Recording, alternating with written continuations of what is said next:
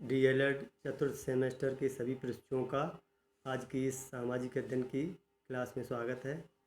बच्चों, हम लोग इस समय चर्चा कर रहे हैं भारत के प्राकृतिक प्रदेशों की। पिछले टर्न पर हम लोगों ने पिछले वीडियो में जो भारत के जो प्राकृतिक प्रदेश हैं उनमें से जो उत्तर का पर्वतीय प्रदेश है उसके बारे में हम लोगों ने चर्चा की थी। उसमें हम लोगों ने वहाँ के लोगों का जनजीवन कैसा है, वहाँ की कृषि कैसी है, वहाँ पर कौन कौन से उद्योग धंधे अपनाए जाते हैं तथा प्रमुख नगर और राज्य कौन कौन से इस क्षेत्र में पड़ते हैं उन पर चर्चा की थी। क्योंकि बड़ा चैप्टर है इसलिए आज हम इसको हमने एक से ज़्यादा खंड में विभाजित किया है। तो आज हम दूसरे खंड पर चर्चा कर रहे हैं जो आपका जो उसके जो दक्षिण में जो उत्तर का विशाल मैदान है उस पर हम लोग चर्चा करेंगे। तो आज उत्तर का जो विशाल मैदान है उसमें यह मैदान जो देखें तो उत्तरी भाग में हिमालय तथा दक्षिण में देखें तो प्रायद्वीपीय पठारी प्रदेश के मध्य लगभग 7.5 लाख वर्ग किलोमीटर क्षेत्रफल में फैला हुआ है। यह सर्वाधिक उपजाऊ एवं घनी जनसंख्या वाला समतल एवं चौरस मैदान है।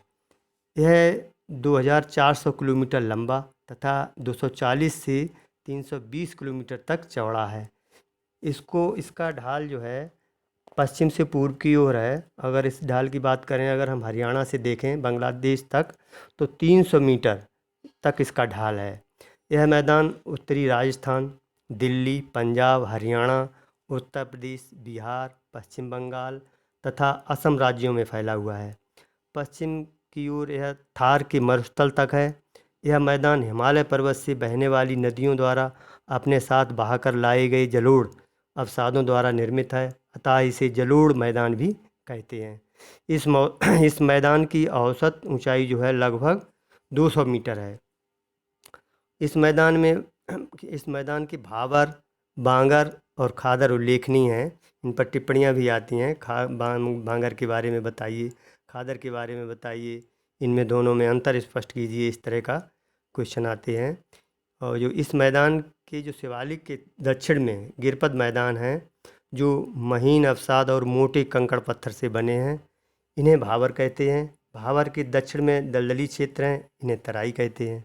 इस क्षेत्र में भावर से लुप्त हुई नदियां पुनः धरातल पर प्रवाहित होती दिखाई पड़ती हैं। अपेक्षाकृत ऊंची भूमि पर फैले जलोढ़ों को बांगर कहते हैं। उत्तर प्रदेश में नदियों के साथ साथ फैले जलोढ़ वाले बाढ़ के मैदान खादर कहलाते हैं। इस मैदान को अगर हम देखें तो 3 भागों में हम बांट सकते हैं पूरे उत्तरी मैदान को। तो सबसे पहला अगर देखें तो ये है सिंधु नदी का मैदान, या इसे सिंधु द्रोणी भी कहते हैं। या कभी कभी इस तरह इसमें क्वेश्चन में आता है कि जो उत्तर का जो मैदान है वो उसका पश्चिमी भाग, उत्तर का जो पश्चिमी भाग है, इस मैदान इसके नाम से भी ये जाना जाता है। जो इस मैदान की अगर बात करें तो यह मैदान दक्षिण पश्चिम में स्थित अरब सागर तथा पूर्व में पश्चिमी हिमालय के गिरपद के मध्य स्थित है। इसकी दूरी लगभग 1200 किलोमीटर है। इस मैदान का ढाल 300 मीटर है। राजनैतिक दृष्टि से यह जम्मू कश्मीर, पंजाब तथा पाकिस्तान तक फैला हुआ है। यह मैदान सिंधु, सतलज, ब्यास, रावी, चिनाब, झेलम नदियों द्वारा लाए गए जलोढ़ अवसादों के निक्षेपण से बना है। यह मैदान अत्यंत उपजाऊ मैदान है। यहाँ नहरों की भी अधिक तादाद है जो सिंचाई के लिए उपयोग में आती हैं। और दूसरा है मध्य का जो मैदान है, पहला जो पश्चिम का मैदान या जो सिंधु नदी का मैदान जो बताया, दूसरा गंगा का मैदान, इसे मध्य का मैदान भी कहते हैं। यह मैदान उत्तर प्रदेश, बिहार, पश्चिम बंगाल में लगभग 1800 किलोमीटर की लंबाई में फैला हुआ है। इसका निर्माण जो है गंगा एवं उसकी सहायक नदियों द्वारा लाए गए जलोढ़ अवसादों के निक्षेपण से हुआ है। इस मैदान की प्रमुख नदी गंगा है जो हिमालय के गंगोत्री हिमनद से निकलकर हरिद्वार के पास मैदानी भाग में आती है। इसके पश्चिम में यमुना नदी इस मैदान की पश्चिमी सीमा बनाती हुई इलाहाबाद में गंगा से मिल जाती है। दक्षिण की ओर से ये चंबल है, सिंध, बेतवा तथा केन नदियाँ मालवा की पठार से होती हुई यमुना में मिलती हैं तथा सोन नदी गंगा में मिल जाती है। गोमती, घाघरा, गंडक एवं कोसी नदियाँ पश्चिम से पूर्व की ओर गंगा में मिल जाती हैं। गंगा नदी अपनी सहायक नदियों के साथ उत्तर प्रदेश, मध्य प्रदेश, राजस्थान, हरियाणा, बिहार एवं पश्चिम बंगाल में जल प्रवाहित करती हैं। सिंधु एवं गंगा के मध्य अम्बाला नगर स्थित है। और तीसरा जो पूर्व का मैदान जो है, इसे ब्रह्मपुत्र का मैदान या ब्रह्मपुत्र घाटी कहते हैं। ये तीसरा मैदान है इसका। यह जो घाटी है उत्तरी मैदान का सुदूर पूर्वी भाग है, जो 650 किलोमीटर लंबाई तथा 80 किलोमीटर चौड़ाई के क्षेत्र में असम तथा मेघालय में फैला हुआ है। यह मैदान तीन ओर से पूर्व, उत्तर एवं दक्षिण की ओर से पर्वतों से घिरा हुआ है। इस मैदान की तिब्बत से उद्गमित प्रमुख नदी ब्रह्मपुत्र है। तिब्बत में यह सांगपो नाम से हिमालय के समांतर प्रवाहित होती है तथा नामचाबखा पर्वत के निकट मुड़कर दिहांग नदी के नाम से अरुणाचल प्रदेश आती है। लोहित, दिहांग तथा दिबांग के संगम के बाद यह ब्रह्मपुत्र हो जाती है। 720 किलोमीटर की यात्रा तय करने के बाद यह धुबरी के समीप दक्षिण की ओर मुड़कर बांग्लादेश में प्रवेश करती है। और बांग्लादेश के उत्तर भाग में यह यमुना, मध्य भाग में पद्मा तथा दक्षिण में गंगा से मिल जाती है, तो यह मेघना कहलाती है। बांग्लादेश में इसको मेघना कहते हैं। ये मैप जो आपको दिखाई दे रहा है, इस मैप में आप देखें तो जो हरा हरा भाग दिखाई देता है ब्राउन के नीचे, हिमालय पर्वत के नीचे जो हरा हरा भाग दिखाई देता है, ये मैदान उत्तर का विशाल मैदान है। इसमें आप देखें तो ये हल्का पीला है, ये पूर्वी वो पश्चिमी मैदान है। और ज़्यादा हरा दिखाई दे रहा है ये मध्य का मैदान जो गंगा का मैदान है। और पूर्व में ये दिखाई दे रहा है ये ब्रह्मपुत्र का मैदान है, ये आपको दिखाई देता है। अगर यहाँ के हम उत्तर के विशाल मैदान के जनजीवन, कृषि और उद्योग तथा प्रमुख नगरों की अगर बात करें तो जनजीवन में ये जो उत्तर का विशाल मैदान जनजीवन की दृष्टि से खुशहाल तथा विकसित आबादी वाला भाग है। इस भाग के अंतर्गत प्रकृति प्रदत्त सभी सुविधाएं तथा बड़े बड़े भव्य नगर, आवागमन के साधनों से भरपूर जनजीवन है। भारतीय अर्थव्यवस्था तथा भारतीय राजनीतिक दृष्टिकोण के आधार पर यह भाग सभी प्रकार की सुविधाओं से तथा भौगोलिक दृष्टिकोण से खूब फल फूल रहा है। अर्थात उत्तर का विशाल मैदान संपूर्ण समृद्धि का द्योतक है। अगर यहाँ की कृषि की अगर हम बात करें तो इस भाग में कृषि विकास तीव्र गति से प्रगति कर रहा है। भारत की कृषि उत्पादन में इसी भाग की समीक्षा की जाती है, क्योंकि भारतीय कृषि अर्थव्यवस्था इसी भाग पर आधारित है। इस भाग में सभी प्रकार की फसलें होती हैं, जैसे चावल है, गेहूँ है, मोटे अनाज हैं, दालें हैं, तिलहन है, गन्ना है, कपास की प्रमुख फसलें इस क्षेत्र में होती हैं। इस भाग में अब एक वर्ष में लगभग 3 फसलें तक उगाई जा रही हैं। और उद्योगों की अगर बात की जाए तो इस भाग में विशाल औद्योगिक उत्पादन इकाइयाँ विकसित हैं, जहां भारत के समस्त लघु, सूक्ष्म एवं मध्यम उद्योगों में समस्त प्रकार की वस्तुओं का उत्पादन होता है, जो कि भारतीयों के उपभोग की खपत को पूरा करती हैं तथा यहाँ से निर्मित वस्तुओं का निर्यात विभिन्न देशों को किया जाता है। इस भाग में प्रमुख उद्योगों में प्रमुख रूप से आप देख रहे हैं कि चीनी है, जूट, उर्वरक, सूती वस्त्र, रासायनिक, एल्युमिनियम, इंजीनियरिंग, इलेक्ट्रॉनिक, दिया सलाई, चमड़ा, सीमेंट, वनस्पति घी, साइकिल, कांच उद्योग, ऊनी वस्त्र, रेशमी वस्त्र उद्योग प्रमुख हैं। इसके अतिरिक्त यहाँ पर लघु एवं कुटीर उद्योग में विभिन्न प्रकार के हथकरघा है, लकड़ी का काम है, फर्नीचर का काम है, पीतल एवं अन्य धातुओं से निर्मित वस्तुएं हैं तथा चूड़ी उद्योग जो आपका फिरोजाबाद में है। और जो पीतल की जो वस्तुएं हैं वो रामपुर, मुरादाबाद की तरफ मिलती हैं। मिट्टी के खिलौने, चीनी मिट्टी के बर्तन जो गाज़ियाबाद क्षेत्र में है, हापुड़ के क्षेत्र में है। इत्र जो आपके बगल में कन्नौज है। हाथ से बना कागज़ आदि निर्माण किया जाता है। और यहाँ पर अगर प्रमुख नगरों की अगर हम बात करें तो इस भाग में दिल्ली, पंजाब, हरियाणा, उत्तर प्रदेश, बिहार, पश्चिम बंगाल तथा असम प्रदेशों के बड़े बड़े नगर इसी भाग में विकसित हैं। यहाँ के नगरों में सभी प्रकार की भौगोलिक, राजनैतिक, सामाजिक एवं आर्थिक गतिविधियाँ भारतीय समृद्धि को प्रदर्शित करती हैं। अब हम अगर सार रूप में देखें, सार रूप में अगर हम देखें तो हम ये कह सकते हैं कि हिमालय पर्वत और दक्षिणी प्रायद्वीपीय पठार के मध्य नदियों की जो निक्षेप क्रिया द्वारा निर्मित जलोढ़ मिट्टी के जमाव से बने मैदान को सिंधु गंगा ब्रह्मपुत्र का मैदान कहते हैं। यह मैदान हिमालय से निकलने वाली गंगा एवं उसकी सहायक नदियाँ जैसे यमुना है, गोमती है, घाघरा है, गंडक है, कोसी के निक्षेप क्रिया द्वारा बना है। और इस संपूर्ण मैदान का सामान्य ढाल पूर्व और दक्षिण पूर्व की ओर है। इस भाग में खादर एवं बांगर नाम के दो भूभाग पाए जाते हैं। बांगर किसे कहते हैं, अगर प्रश्न कभी कभी आता है बांगर खादर में अंतर स्पष्ट कीजिए। अगर बांगर की बात करें तो ये बांगर जो है पुरानी जलोढ़ मिट्टी से निर्मित ऊंचे मैदान है जिस पर नदियों के बाद का पानी बाढ़ का पानी नहीं पहुंचता है। और खादर की अगर हम बात करें तो ये नए जलोढ़ों के जमाव से बना मैदान है जिस पर हर साल बाढ़ का पानी पहुंच जाता है तथा नई मिट्टी का जमाव करता है। और अगर और डिटेल में अगर इसमें पूछता है तो हम ये कह सकते हैं कि इसका विस्तार अगर दोनों को देखा जाए तो बांगर भूमि है, जो बांगर भूमि का विस्तार मुख्य रूप से पंजाब और उत्तर प्रदेश के मैदानी भाग में है।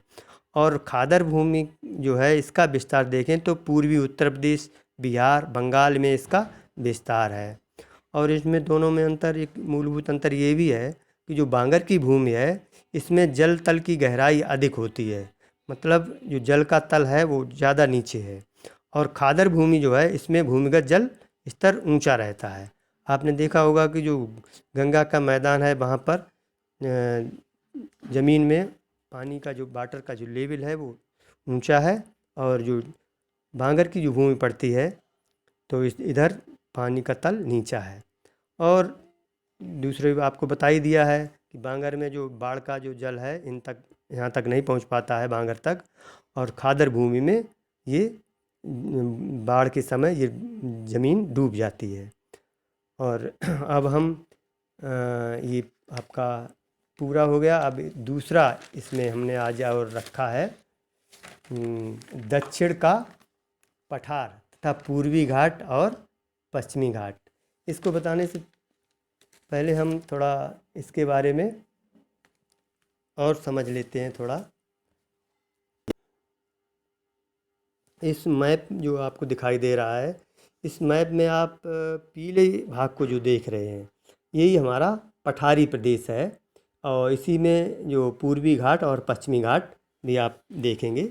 तो ये जो दक्षिण का जो पठारी भाग है ये विंध्याचल पर्वत श्रेणी तथा नर्मदा नदी की घाटी से लेकर प्रायद्वीप के दक्षिणी छोर तक त्रिभुजाकार भाग दक्षिण के पठार के अंतर्गत हैं।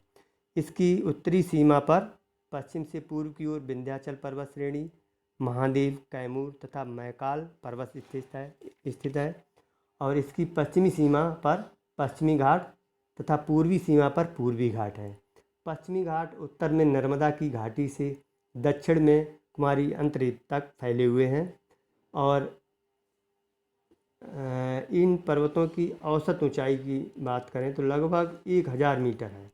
इन पर्वतों का सर्वोच्च शिखर अनाईमुड़ी है जो समुद्र तल से 2695 मीटर ऊंचा है। पश्चिमी घाट में के अंतर्गत थाल घाट है, भूर घाट है तथा पाल घाट दर्रे स्थित हैं। पश्चिमी घाट को कई नामों से जाना जाता है। और तमिलनाडु में यह नीलगिरी तथा केरल और तमिलनाडु की सीमा पर अन्नामलाई तथा महाराष्ट्र और कर्नाटक की सीमा पर इसे सह्याद्री कहते हैं। तमिलनाडु में नीलगिरी पर्वतमाला में स्थित ऊटी प्रसिद्ध पर्वतीय नगर है। पूर्वी घाट के पर्वत अपेक्षाकृत कम ऊंचे तथा गैर सिलसिलेवार पहाड़ियों के रूप में हैं। महानदी गोदावरी, कृष्णा, कावेरी के उत्तर पश्चिमी भाग में लगभग 5 लाख वर्ग किलोमीटर के क्षेत्र में लावा के पठार दक्कन ट्रैप का विस्तार है। इस पठार का निर्माण ज्वालामुखी विस्फोट से निकले लावा के निक्षेपण से हुआ है। इसी कारण इसे लावा का पठार भी कहते हैं। अगर इस पठारी भाग की अगर हम जनजीवन की बात करें तो यहाँ पर इस भाग में आबादी बहुत छितरी बसी हुई है। यहाँ गांव और शहर दूर दूर बसे हुए हैं। पथरीली ज़मीन होने से यहाँ गर्मियों में अधिक गर्मी पड़ती है। तालाब तथा पोखर सूख जाते हैं। बरसात में कम वर्षा होती है। आल्हा तथा कजरी के गीत गाए जाते हैं। पश्चिमी पठारी भागों में ब्रजभाषा तथा बुंदेली तथा पूर्वी भागों में भोजपुरी बोली जाती है। इस क्षेत्र की अगर कृषि देखें तो इस भाग की मुख्य फसलें चावल है, ज्वार है, मक्का है, बाजरा है, रागी है, दालें हैं। तंबाकू भी इस क्षेत्र में कुल उत्पादन का लगभग 90% पैदा की जाती है। यहाँ वनोपज में इमारती लकड़ी, चंदन है, मधु, हाथीदांत, बांस, यूकेलिप्टस आदि का उत्पादन अधिक होता है। चंबल घाटी में मौसमी बाग लगाए जाते हैं। यहाँ बड़ी मात्रा में खट्टे रसीले फलों का उत्पादन होता है। सिंचाई की सुविधा वाली स्थानों पर भरपूर खेती की जाती है। चंबल, बेतवा, केन तथा सोन नदियों पर बांध बनाकर नहरें निकाली गई हैं। नहरों से बहुत बड़े क्षेत्र में सिंचाई की जाती है। खेती योग्य भूमि यहाँ पर कम है क्योंकि पथरीली और ककरीली ज़मीन ज़्यादा है। और उद्योग धंधों की अगर यहाँ पर हम बात करें तो बहुत से लोग पत्थर की खदानों में काम करते हैं। यहाँ खैर वृक्षों से कत्था निकाला जाता है। जंगलों से लाख इकट्ठा किया जाता है। यहाँ उड़ीसा लौह अयस्क उत्पादन में सबसे आगे है। महाराष्ट्र इस क्षेत्र का सर्वाधिक औद्योगिक राज्य है। भारत के औद्योगिक उत्पादन की लगभग 23% भागीदारी इसी राज्य की है। इसी भाग में प्राकृतिक गैस के भंडार तथा तेल अधिक प्राप्त होता है। इस क्षेत्र में विद्युत उत्पादन भी उच्च स्तर पर होता है। इस क्षेत्र में कपड़े की मिलें भी अधिक हैं। प्रमुख दर्शनीय स्थल अर्थात पर्यटन उद्योग को बढ़ावा दिया जा रहा है। यहाँ अजंता, एलोरा, एलिफेंटा, कन्हेरी, काल, महाबलेश्वर हैं। मैसूर का वृंदावन गार्डन, श्री रंगपट्टनम और श्रवणबेलगोला तथा उड़ीसा में जगन्नाथ मंदिर, कोणार्क का सूर्य मंदिर जो पुरी में है, लिंगराज मंदिर जो भुवनेश्वर में है, नंदन कानन चिड़ियाघर भुवनेश्वर में है, अंसिया व चिल्का झील मुख्य दर्शनीय स्थल हैं। और इस क्षेत्र की अगर नगरों की बात करें हम तो प्रमुख नगर इसमें पड़ते हैं अपना उत्तर प्रदेश का झांसी है, मध्य प्रदेश का भोपाल, उज्जैन, इंदौर, उधर नागपुर, औरंगाबाद, हैदराबाद, मैसूर, अंबर, कोपरगांव, पूना आदि प्रमुख हैं। अगर हम सार रूप में इसकी बात करें तो ये हम बात कर रहे हैं हाँ, इसमें जो ये इसको जो प्रायद्वीपी पठार भी कहते हैं और संक्षेप में इसका हम समझ लेते हैं। प्रायद्वीपी पठार ये भारत का प्रायद्वीपी पठारी प्रदेश एक अनियमित त्रिभुजाकार आकृति है जिसका आधार दिल्ली तथा राजमहल की पहाड़ियों के बीच उत्तरी मैदान की दक्षिणी सीमा और शीर्ष कन्याकुमारी है। अगर इसका हम देखेंगे तो ये आधार बनता जाकर के है मध्य प्रदेश के क्षेत्र में और उधर तमिलनाडु की केरला के क्षेत्र में चले जाएं तो इसका वो शीर्ष दिखाई पड़ता है। यह भारत का प्राचीनतम भूखंड है। इसकी समुद्र तल से औसत ऊंचाई 600 से 900 मीटर है। इसका क्षेत्रफल लगभग 16 लाख वर्ग किलोमीटर है। इसके उत्तर में अरावली, विंध्याचल और सतपुड़ा की पहाड़ियाँ, पश्चिम में पश्चिमी घाट और पूर्व में पूर्वी घाट स्थित है। इसका उत्तरी भाग को मालवा का पठार तथा दक्षिणी भाग को दक्षिण का मुख्य पठार या इसको दक्कन ट्रैप भी कहते हैं। मालवा का जो पठार है यह मध्य भारत पठार और विंध्य श्रेणी के मध्य लावा निर्मित विस्तृत पठार है। इसका निर्माण बलुआ पत्थर, चूना पत्थर, क्वार्टजाइट और सैल से हुआ है। इस पठार के दक्षिण में विंध्याचल पर्वत श्रेणी है। इसके उत्तर पूर्वी भाग में कगारी भूमि की स्थलाकृतियाँ हैं। इसे विंध्य की कगारी भूमि जो कैमूर की पहाड़ियाँ हैं कहते हैं। बुंदेलखंड और बघेलखंड के पठार मालवा पठार की उत्तरी और पूर्वी सीमा पर स्थित हैं। इसी में छोटा नागपुर का भी पठार आता है। यह पठार बिहार राज्य के दक्षिण में स्थित है जिस पर महानदी, स्वर्णरेखा, सोन और दामोदर नदियाँ बहती हैं। और छोटा नागपुर स्थित रांची का जो पठार है मैदान का एक संप्राय मैदान का उदाहरण है। छोटा नागपुर पठार का भारत का रूर भी कहा जाता है क्योंकि खनिज पदार्थ के रूप में यहाँ पर बहुतायत है और खनिज भंडार की दृष्टि से यह भारत का सबसे संपन्न प्रदेश है। और दक्कन पठार की अगर बात करें तो यह नर्मदा नदी और तापी नदी के दक्षिण में त्रिभुजाकार रूप में फैला हुआ है। इसे महाराष्ट्र पठार के नाम से भी जाना जाता है। और इस पठार का जो आधार है वो प्राचीन रवेदार चट्टानों से निर्मित है। इसमें जीवाश्म रहित ग्रेनाइट, नीस, बेसाल्ट, चूना पत्थर तथा शैलें मिलती हैं। धारवाड़ का जो पठार कर्नाटक राज्य में है, यह परिवर्तित चट्टानों से बना है। इस पठार के पश्चिमी भाग में बाबा बुदन की पहाड़ियाँ तथा ब्रह्मगिरी की पहाड़ी है। और इसमें पूर्वी घाट और पश्चिमी घाट की अगर बात करें हम, तो पश्चिमी घाट के जो दक्षिण भाग में नीलगिरी, अन्नामलाई, पलानी और तथा कार्डमम की पहाड़ियाँ महत्वपूर्ण हैं। पश्चिमी घाट को सह्याद्री पर्वत भी कहते हैं, जो उत्तर में ताप्ती नदी से दक्षिण में कन्याकुमारी तक फैला है। पश्चिमी घाट में 3 दर्रे हैं जो उत्तर से दक्षिण के क्रम में, ये थाल घाट, भोर घाट और पाल घाट। थाल घाट से मुंबई, कलकत्ता, भोर घाट से मुंबई और चेन्नई, पाल घाट से कोच्चि और चेन्नई रेल मार्ग गुजरती है। और पूर्वी घाट की अगर हम बात करें तो पूर्वी घाट उड़ीसा के उत्तर पूर्वी भाग से शुरू होकर बंगाल की खाड़ी के समानांतर चलता हुआ नीलगिरी की जो पहाड़ियाँ हैं वहाँ तक पहुँचता है। और पूर्वी घाट की सर्वोच्च चोटी का नाम महेंद्रगिरी है, जो समुद्र तल से 1500 मीटर ऊंची है। पूर्वी घाट में महानदी और गोदावरी के बीच नीमलागिरी शिखर एवं चीरकोनेट्स जैसी चट्टानें बहुतायत में पाई जाती हैं। कृष्णा नदी और चेन्नई के बीच कोंडविड पहाड़ियाँ पड़ती हैं, जो क्वार्टरजाइट और स्लेट से बनी हुई हैं। तो ये आपका हो गया है पठारी प्रदेश के बारे में सार रूप में बताया। अब इसमें छूटता है जो आपका द्वीप समूह है और जो तटीय क्षेत्र है, समुद्र तटीय क्षेत्र है, ये छूट रहा है। ये अगले उसमें हम लोग इस पर चर्चा करेंगे। आज यहीं तक, धन्यवाद।